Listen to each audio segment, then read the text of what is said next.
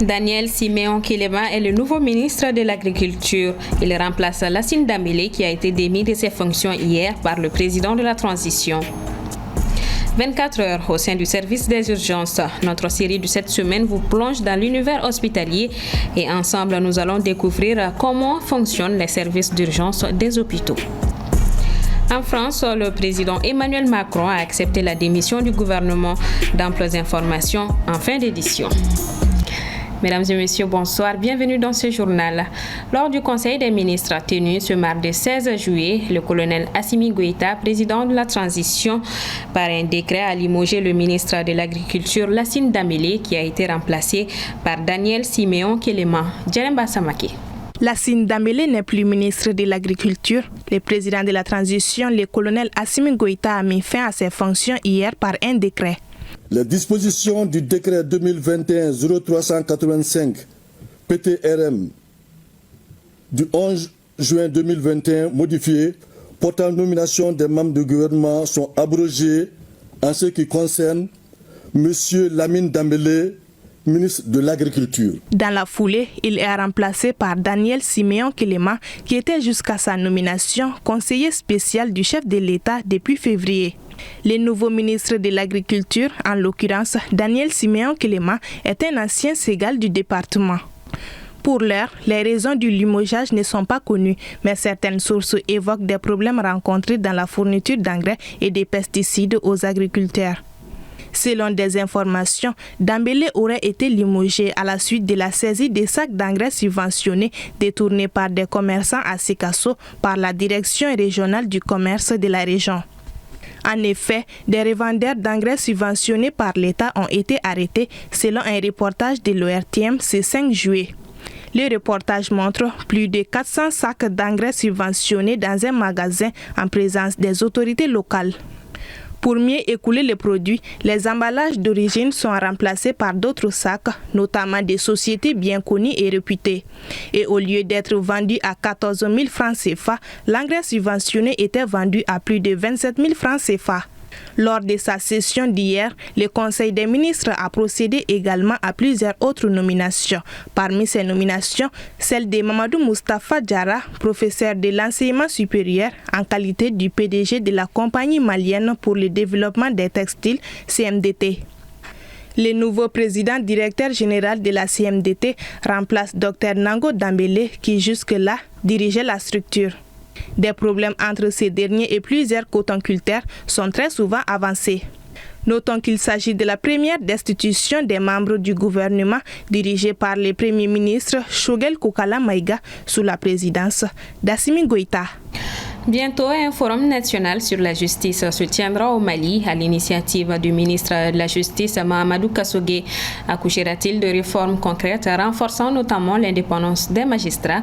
Des éléments de réponse avec Paul Yapinguesson. Le ministre de la Justice et des Droits de l'Homme, Garde des Sceaux, a informé le Conseil des ministres de la tenue des États généraux du notariat malien. En prélude à l'organisation d'un forum national sur la justice, le ministre de la Justice a demandé à tous les autres professionnels d'organiser des états généraux sectoriels. Ainsi, après l'ordre des avocats du Mali, l'ordre des notaires organisé du 18 au 19 juillet 2024, les états généraux du notariat malien. Ce forum, qui se tient pour la première fois depuis la création de cet ordre professionnel, enregistrera la participation de plusieurs membres de la corporation et d'éminents experts. Les objectifs visés par ce forum consistent à faire d'état des lieux de l'évolution de la profession de notaire au Mali et à réfléchir sur les nouvelles orientations. Dans la longue liturgie des services publics en crise, la justice n'est pas la moins atteinte. Depuis des années, elle souffre de maux chroniques qui ont fini par entamer son crédit auprès des justiciables. Manque de moyens, lenteur des procédures, dénonciation du laxisme supposé des juges ont plongé l'institution dans une crise existentielle profonde qui, par ricochet, fragilise le fonctionnement de la démocratie. Les objectifs assignés au Forum national de la justice consistent à faire le diagnostic de tout ce qui représente un dysfonctionnement, afin que ces dysfonctionnements puissent être identifiés et que les moyens d'y remédier puissent être envisagés au mieux des intérêts de la République, selon une source au ministère de la Justice, sans s'avancer davantage sur les réformes qui en découleront. Selon lui, celles-ci seront laissées à l'appréciation du chef de l'État une fois que ces assises auront accouché de recommandations. Pour le président de la transition, pour qui le système judiciaire malien a besoin d'une profonde refondation que seule une approche inclusive permettra de réussir. Il est plutôt question de tenir un débat lucide et serein, posé et apaisé, pour ausculter notre système judiciaire, identifier ses forces et ses faiblesses et rechercher ensemble les solutions aptes à refonder son fonctionnement et améliorer ses performances, a-t-il soutenu lors de la première session 2023 du Conseil supérieur de la magistrature tenue en juin au palais de Koulouba. Plusieurs facteurs fragilisent l'accès à la justice aux Maliens, que l'on pense à l'insécurité qui règne au nord et au centre du pays, au manque de confiance de la population envers le système de justice, au dysfonctionnement du système de justice ainsi qu'à l'absence d'un cadre juridique favorisant l'accès à la justice. Selon plusieurs acteurs et de nombreux rapports, la corruption du secteur de la justice est le premier défi à relever afin de garantir l'accès à la justice équitable pour tous les Maliens. Place à l'épisode 1 de la série consacrée à la santé. Cette semaine, nous vous amenons au service des urgences de l'hôpital du Mali avec des médecins de garde. Immersion avec Assetoumani Koulibaly dans l'univers des urgences pour comprendre le fonctionnement.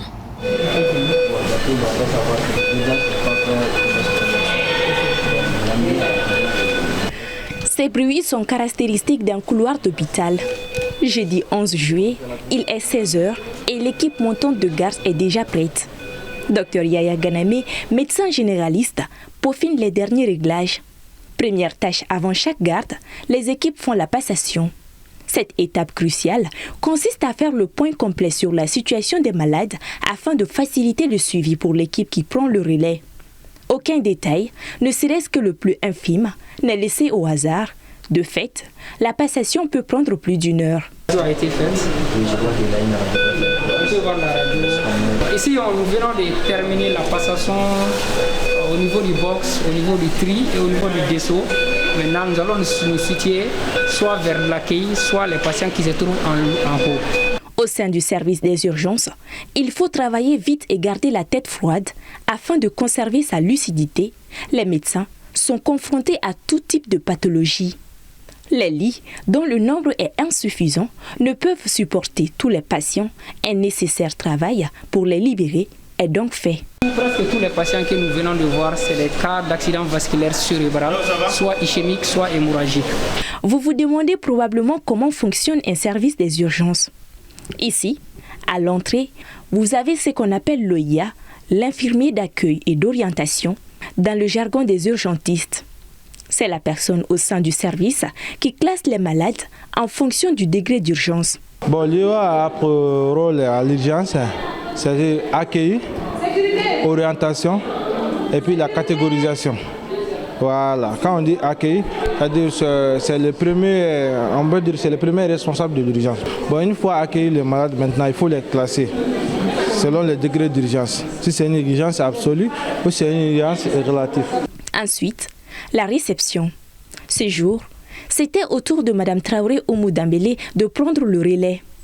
Relayée au service social, sa tâche est d'accueillir les patients et de les enregistrer. Maladie on est follow à enregistrer. Togona diabota.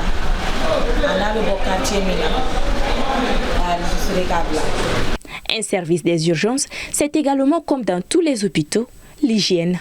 Madame Constance y veille. Mon rôle ici est de veiller à la surveillance des qualités des soins, veiller aussi à la propriété des locaux. Principalement, mon objectif à moi est de permettre à tous de vivre en bonne santé, de prodiguer le bien-être à tous. Le service des urgences est comme un orchestre où chaque agent joue une partition. Des brancardiers qui facilitent le déplacement des patients aux vigiles et nettoyeuses de garde. MY est le premier patient de l'équipe de garde amené en urgence ce soir-là, en notre présence. Il a été victime d'un AVP, comprenez, accident de la voie publique. Blessé, il s'est fait coudre une partie du visage. Comme lui, plusieurs autres sont victimes d'accidents de la voie publique et viennent souvent sans répondant.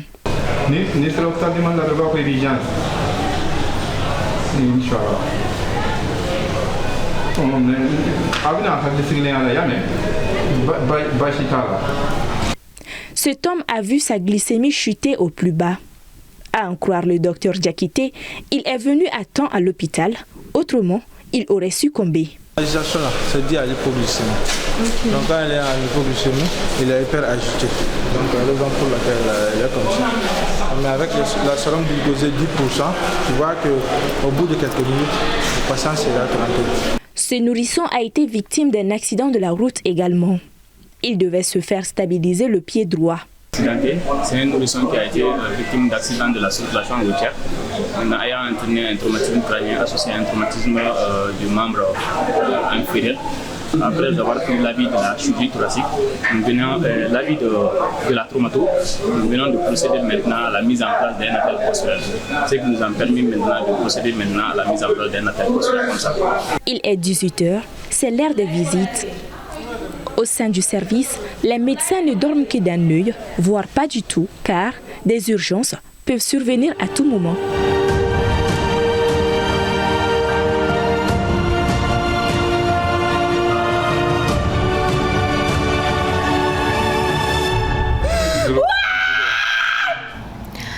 En Guinée, les avocats ont entamé mardi une grève de 2 semaines pour protester contre les arrestations arbitraires et autres kidnappings suivis des détentions au secret de citoyens guinéens.